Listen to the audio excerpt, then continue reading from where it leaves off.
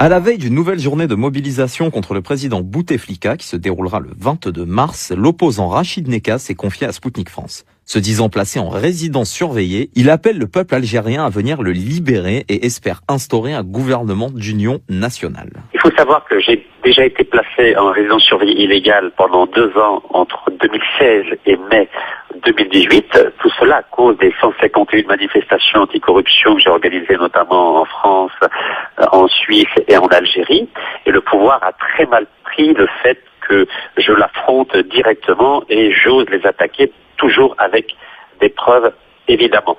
Donc lorsque j'ai rencontré le général Hamel le 9 mai 2018, il a décidé de retirer ce placement en résidence surveillée illégale.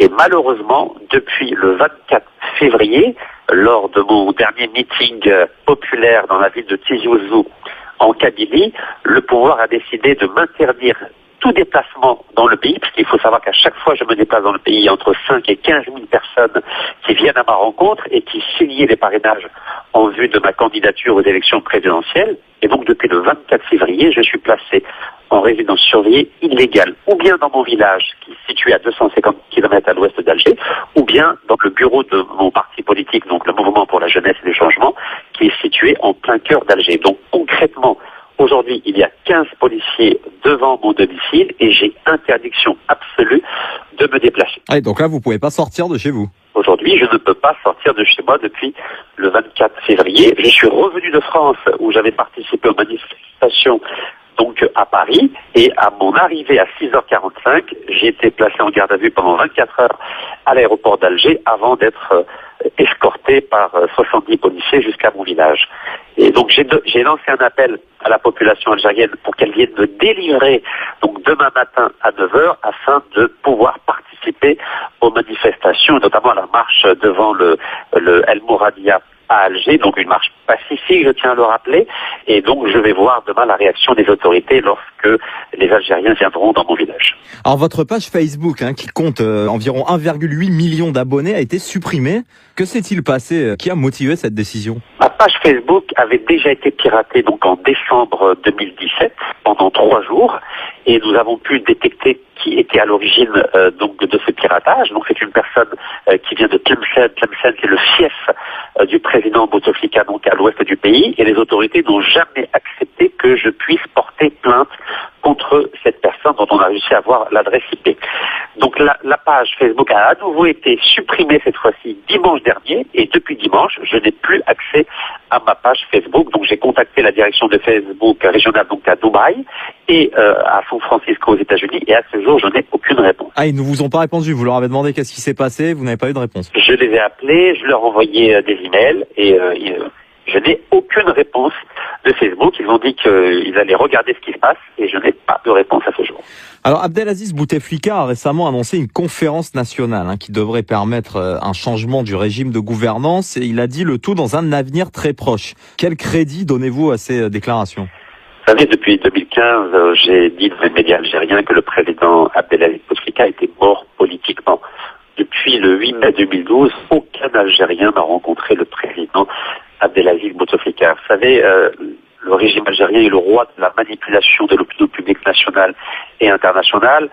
Depuis 7 ans, il ne fonctionne que par lettres, à croire que nous sommes revenus à l'époque du Moyen-Âge. Ce n'est pas crédible. Tout ce qui est annoncé et qui provient du président Bouteflika n'est pas crédible.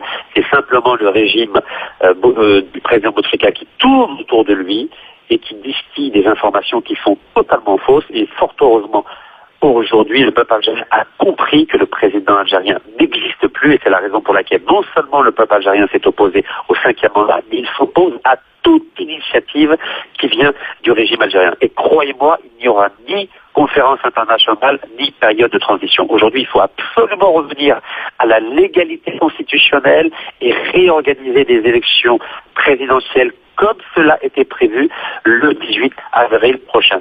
Si on ne fait pas ça, si on ne revient pas à la légalité constitutionnelle, nous ne sommes pas à l'abri d'un nouveau cycle de violence en Algérie, comme cela a été le cas dans les années 90. Donc je crois que le régime algérien a très peur d'être poursuivi en justice, et c'est la raison pour laquelle j'ai proposé, si nous gagnions, une loi d'amnistie financière et fiscale, afin de laisser une porte ouverte à ce régime pour qu'il puisse partir de la manière la plus civilisée et la plus pacifique. Et je crois que c'est à cette condition seulement qu'on pourra voir, j'aimerais dire, une lumière démocratique dans notre pays. S'il n'y a pas cette loi d'amnistie fiscale et financière, je crois qu'il y aura un nouveau cycle de la violence en Algérie, malheureusement. Alors vous avez appelé les Algériens à aller prendre un thé à El Mouradia, le palais présidentiel, lors de la manifestation qui est prévue demain, 22 mars. Vous avez également appelé à bloquer des raffineries et des gisements de gaz et de pétrole. Alors certains internautes disent que votre appel est dangereux. Qu'est-ce que vous leur répondez? Vous savez, toutes mes actions que j'ai entreprises, aussi bien en Algérie ou à l'étranger depuis 2013, ont toujours été pacifiques. J'ai marché 1255 km entre le Tijouzou, qui est le Kabylie au nord, et Ain Salah, qui est dans le désert algérien, contre le gaz de schiste. J'avais été accueilli par 20 000 personnes. Tout ce que j'ai fait en Algérie et à l'étranger a toujours été pacifique, et ce n'est pas demain que je vais changer de philosophie ou de stratégie. Ce que j'ai demandé au peuple algérien, c'est de venir devant El Mouradia, avec des dates. Comme vous le savez, l'Algérie, c'est la reine des dates, c'est le symbole de la fraternité, le symbole de la paix, afin d'envoyer un message de paix, non seulement au régime algérien, mais à la communauté internationale.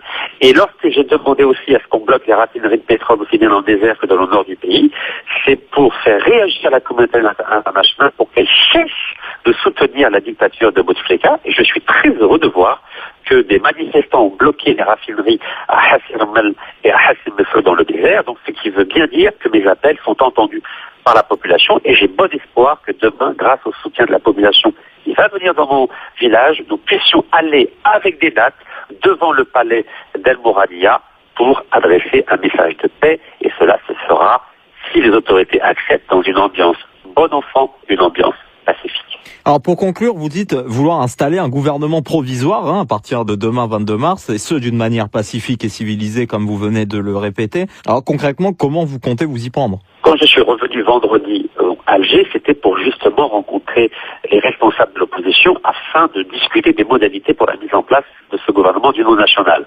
Force est de constater qu'on a tout fait pour que je ne puisse avoir aucun contact avec un quelconque responsable de l'opposition, et surtout que je ne puisse absolument pas me déplacer. Donc il y a de volonté du régime dictatorial de m'empêcher de constituer ce gouvernement d'union nationale, mais j'espère que dans les jours à venir, cela va être possible, notamment en retrouvant ma liberté de circulation, Inch'Allah.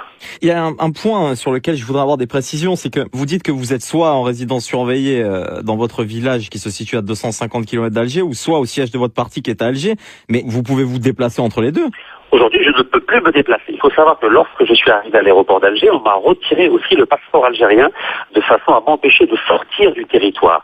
Car le régime algérien a mal pris le fait que j'ai été porté sur les épaules des citoyens algériens, non seulement à Saint-Denis en région parisienne, mais aussi sur la place de la République, donc à Paris. Donc le régime algérien redoute ces images qui ont fait le tour du monde, où la jeunesse algérienne portée sur ses épaules partout où je me déplaçais, aussi bien en Algérie qu'à l'étranger. Donc lorsque je venais de l'Est du pays, on me plaçait en résidence surveillée dans le bureau du parti politique à Alger, mais lorsque je suis venu directement à l'aéroport d'Alger, on m'a escorté directement après 24 heures de garde à vue dans mon village à 250 km à l'ouest d'Alger. Et vous êtes bloqué là-bas depuis? Depuis samedi, je suis bloqué dans mon village, donc qui s'appelle Aïd Meram, dans la wilaya, donc le département d'Echlef, c'est à mi-chemin entre Alger et Oran. Donc je ne peux plus me déplacer. Vous êtes revenu de Paris, vous êtes arrivé à l'aéroport d'Alger, vous avez été placé 24 heures en garde à vue, et puis on vous a escorté dans votre village dans lequel vous êtes bloqué depuis. Exactement, et en me retirant mon passeport algérien. En vous retirant votre passeport algérien. Très bien, merci beaucoup Rachid Nekaz de nous avoir accordé un petit peu de votre temps. C'est moi qui vous remercie. Ça m'a permis un peu de m'évader, comme je disais. C'était Rachid Nekaz qui s'est confié au micro de Spoutnik France à la veille d'une nouvelle journée de mobilisation vendredi 22 mars en Algérie contre le président Bouteflika.